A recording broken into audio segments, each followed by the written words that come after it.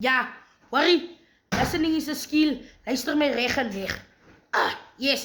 Hoor, ek wil so 'n bietjie gou praat met die groot masjiene, met die groot skroewe.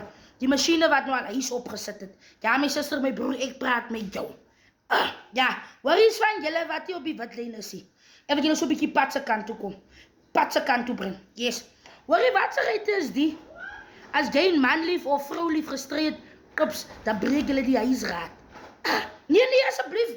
My suster, my broer, as jy weet jy en jou man of jy en jou vrou te kwarrel aan, los uit die breekgroep. Ja, los uit die huisraad. Die koppies, die borde, moet nou spat soos maak jy. Nee, my suster, asseblief. Vrou lief, bly in jou baan. Man lief, asseblief. Die vrou se klere word nou uitgebrand. Wat se geit is die wat julle nou doen?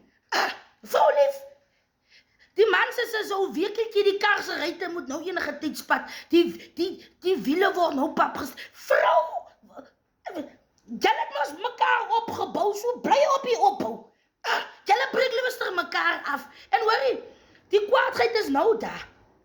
Hoorie, klips, môre as daar weer valvrede, dan moet jy weer van oors af begin. Jy moet nou weer breekgoed van oors af kom.